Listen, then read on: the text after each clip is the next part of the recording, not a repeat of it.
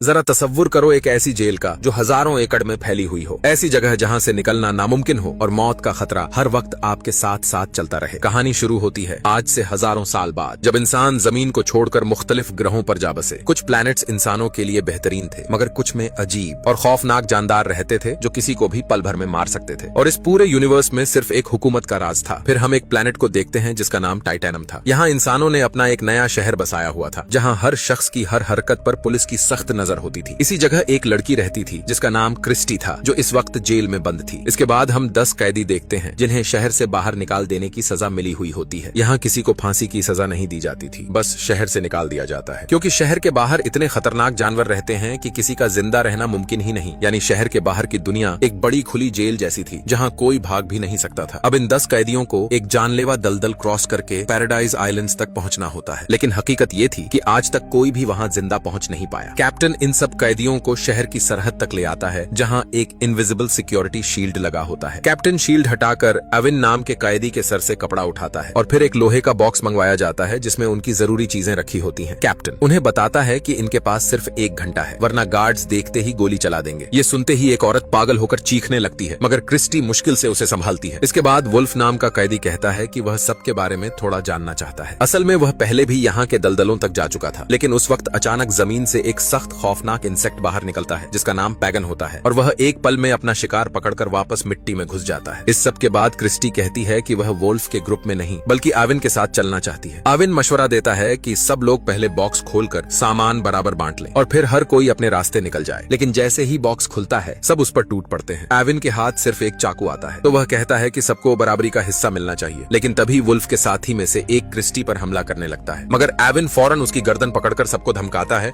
कि अगर किसी ने किसी पर वार किया तो नतीजा बुरा होगा। आखिर में वुल्फ उन्हें उनका हिस्सा दे देता है। फिर एविन कहता है कि मेरे हिस्से में जो खाने की चीजें आती हैं वो मुझे ना दो, बदले में मुझे वो खाली बॉक्स दे दो। ये सुनते ही वुल्फ खुशी खुशी मान जाता है। इनमें ये सब हो ही रहा था कि महल की तरफ से अचानक आवाज आई कि कैदियों को फौरन यहाँ से निकलना होगा। ये सुनते ही वुल्फ ने अपनी टीम को तुरंत आगे बढ़ने का हुक्म दे दिया। उस वक्त एविन और क्रिस्टी ने वो भारी बॉक्स कमर से बांधा और दोनों अपने रास्ते की तरफ निकल पड़े, मगर अचानक महल की तरफ से इन पर अटैक होने लगा और सब लोग पत्थरों के पीछे छुपने पर मजबूर हो गए। एविन को उसी पल अंदाजा हो गया कि ये हमला असल में उसे ही खत्म करने के लिए किया गया है। एविन ने क्रिस्टी को नीचे झुककर बिल्कुल आहिस्ता आहिस्ता रेंगते हुए आगे बढ़ने को कहा। कुछ ही देर में दोनों एक सुरक्षित जगह तक पहुंच गए, लेकिन एविन ने देखा कि वुल्फ की टीम पीछे से उनका पीछा कर रही है। थोड़ी दूर जाने के बाद क्रिस्टी ने पूछा, क्या सच में पैराडाइज आइलैंड नाम की कोई जगह है भी? एविन ने सांस भरी और बोला, अगर वो मौजूद न होती तो हुकूमत हम पर हमला क्यों करती? एविन बताता है कि वह पहली बार इस रास्ते पर जा रहा है, लेकिन फिर भी उसे पूरा यकीन है कि वह वहां जरूर पहुंच जाएगा। पता चलता है कि कुछ साल पहले एविन हुकूमत के प्रेसिडेंट का एडवाइजर हुआ करता था। दूसरी तरफ हम नया प्रेसिडेंट देखते हैं जो कैप्टन को बुलाकर गुस्से में पूछता है, ये एडवाइजर अब तक जिंदा कैसे है? कैप्टन उसे तसल्ली देता है कि आज तक कोई भी इस दलदल से जिंदा निकला ही नहीं, तो ये भी मारा जाएगा। इधर एविन और क्रिस्टी को रास्ते में थोड़ा सा साफ पानी मिलता है। क्रिस्टी फौरन अपना चेहरा धोती है और सोच में डूब जाती है कि आगे क्या होगा। उसी वक्त एविन बड़े सख्त लहजे में कहता है, हिलना मत। क्रिस्टी को गलतफहमी होती है कि एविन उसका नुकसान करना चाहता है, मगर असल बात ये थी कि एविन ने वो खतरनाक पेगन इंसेक्ट देख लिया था जो जमीन से बाहर निकलने वाला था। जैसे ही वो पेगन एविन पर झपटा, क्रिस्टी ने हिम्मत दिखाकर चाकू से उसका हिस्सा काट दिया।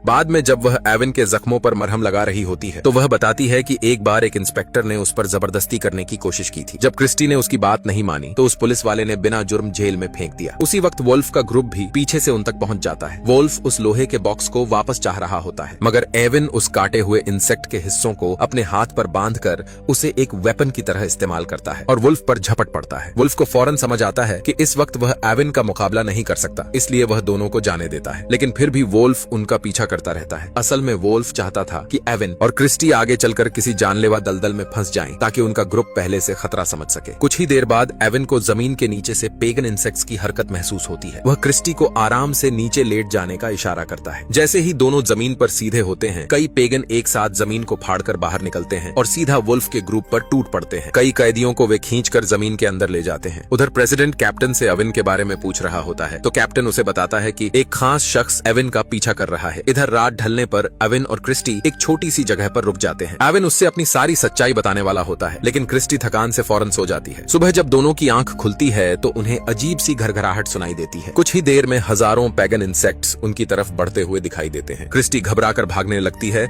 मगर एविन उसे तुरंत पकड़कर लोहे के बॉक्स के अंदर डाल देता है। खुद भी उसमें लेटता है और ढक्कन जोर से बंद कर देता है। इस तरह दोनों इन इंसेक्ट्स के हमले से बच तो जाते हैं, लेकिन बॉक्स का ढक्कन बुरी तरह टूट जाता है। दरअसल एविन ने यह बॉक्स इसी खतरनाक मुश्किल से बचने के लिए मंगवाया था। आवाजें खामोश होने पर दोनों बॉक्स से बाहर आते हैं और उसे वहीं छोड़कर आगे बढ़ जाते हैं। कुछ दूर चलने पर वे दलदल के शुरुआती हिस्सों में पहुंचते हैं। पीछे से वुल्फ का पूरा ग्रुप भी उनका पीछा कर रहा होता है। लेला नाम की एक लड़की को शक होता है कि इस रफ्तार से तो एविन और क्रिस्टी बहुत आगे निकल जाएंगे, इसलिए वह तेज कदम बढ़ाती है। लेकिन वुल्फ उसे रोकने के लिए दौड़ता है कि वह दलदल में न फंस जाए, मगर बदकिस्मती से वह खुद ही फिसलकर दलदल में फंस जाता है। इसी दौरान लेला सबको बताती है कि एविन पहले प्रेसिडेंट का एडवाइजर था और वह जानता है कि इस दलदल से जिंदा कैसे निकला जाता है। यान नाम का एक कैदी वुल्फ को दलदल से निकालने में मदद करता है। अब रात होती है। एविन और क्रिस्टी फिर एक जगह पर रुकते हैं। एविन उसे कच्चे मेंढक खिलाकर ताकत दिलाता है और फिर अपनी असली कहानी बताता है। वह कहता है कि वह पुराने प्रेसिडेंट का एडवाइजर था, लेकिन जब उसने हुकूमत का काला सच देखा तो उसने आवाम के सामने इस सिस्टम को बेनकाब करने की कोशिश की। हुकूमत किसी को सीधा कत्ल नहीं कर सकती थी, इसलिए उसे सजा के तौर पर इस मौत भरी दलदल में फेंक दिया गया। एविन बताता है कि यहाँ भेजने से पहले उसने सिस्टम के अंदर एक खास वायरस छुपा दिया था, जिससे उनका सारा सिस्टम तबाह हो जाएगा। यह वायरस एक सीक्रेट कोड से बंद है और वह कोड सिर्फ उसे ही मालूम है। जल्द ही सिस्टम पूरी तरह तबाह हो जाएगा। न कोई हथियार काम करेगा, न कैमरास, न सैटेलाइट्स। फिर लोग अपनी मर्जी का नया सिस्टम खुद बनाएंगे। क्रिस्टी यह सब सुनती है तो कहती है, फिर तो हुकूमत के लोग तुम्हारे पीछे पागल होकर पड़े होंगे। एविन कहता है कि उसे पूरा यकीन है कि तब तक वह यहाँ से निकल चुके होंगे। इधर शहर में सिस्टम तबाह होना शुरू हो जाता है। पहले कम्युनिकेशन सैटेलाइट्स बंद होती हैं और फिर बाकी सारे सिग्नल डेड होने लगते हैं। इधर हम अगली सुबह लेला और वह कैदी जो वुल्फ का ग्रुप छोड़ चुके होते हैं, उनका सामना रास्ते में कुछ जंगली लोगों से हो जाता है। उनकी चीखें दूर तक सुनाई देती हैं। क्रिस्टी बहुत उदास हो जाती है और रोकर कहती है कि जिसने यह सजा बनाई होगी वह कितना जालिम होगा। मगर एविन उसे बताता है कि किसी को तुरंत मार देने के बजाय जेलों की जगह उन्हें खुले में छोड़ देने का यह आइडिया उसी का था। यह सुनते ही क्रिस्टी बहुत गुस्सा होती है और एविन पर चीखने लगती है। उधर वुल्फ को पत्थरों के पीछे अपने कुछ लोग छुपे मिलते हैं। अपनी जान बचाने के लिए लेला उसे बताती है कि उसे हुकूमत की तरफ से ऑफर मिला था कि अगर वह प्रेसिडेंट के एडवाइजर यानी एविन को मार दे तो हेलीकॉप्टर आकर उसे ले जाएगा। वुल्फ के दिमाग में एक खतरनाक सोच आती है कि अगर वह लेला को ही खत्म कर दे तो शायद हुकूमत उसे भी यही मौका दे दे। मगर अब लेला उसके हाथ नहीं आती और भागकर दलदल में गिर जाती है, जहाँ एक बदतमीज बड़ी सी स्पाइडर के जाल में फंसकर मारी जाती है। जब कैप्टन को खबर मिलती है कि उनकी जासूस मर गई है तो वह सर्जेंट मैथियस को हथियार देकर इस एडवाइजर को खत्म करने के मिशन पर भेज देता है। दूसरी तरफ वुल्फ का एक और साथी रास्ते में मर गया। इधर यान ने एविन और क्रिस्टी को कंफ्यूज कर दिया, जिससे एविन सीधा वुल्फ के ट्रैप में फंस गया। वुल्फ ने अचानक उसे जकड़कर कैद कर लिया था, क्योंकि अब वह उसे मारकर गवर्नमेंट से अपनी आजादी लेना चाहता था। अब एविन ने देखा कि कोई रास्ता तो है नहीं, तो उसने क्रिस्टी को भाग जाने को कहा, लेकिन क्रिस्टी आगे से उसे किस करने लगी। इधर वुल्फ ने एविन को खड़े होने का हुक्म दिया, मगर एविन सुनने को तैयार ही नहीं था। मजबूरन वुल्फ को उसे अपनी पीठ पर उठाकर आगे बढ़ना पड़ा। इधर हम देखते हैं कि सर्जेंट मटियास और उसका ग्रुप पुरानी जेल के खंडहर में रहता था, जहाँ खतरनाक कैदियों का बसेरा था। कुछ देर बाद वुल्फ भी वहां पहुंच गया। फिर उसने एविन और क्रिस्टी को एक जगह रखकर सर्जेंट मटियास से डील करने चला गया। लेकिन उनके बीच बात चल ही रही थी कि एविन वहां से निकल भागा। वुल्फ ने घबराकर सर्जेंट को कहा कि फिक्र मत करो, वह उसे ढूंढ लेगा। मगर सर्जेंट गुस्से में आया और सीधी गोली चला दी। इसके बाद जब क्रिस्टी और यान उसके सामने आए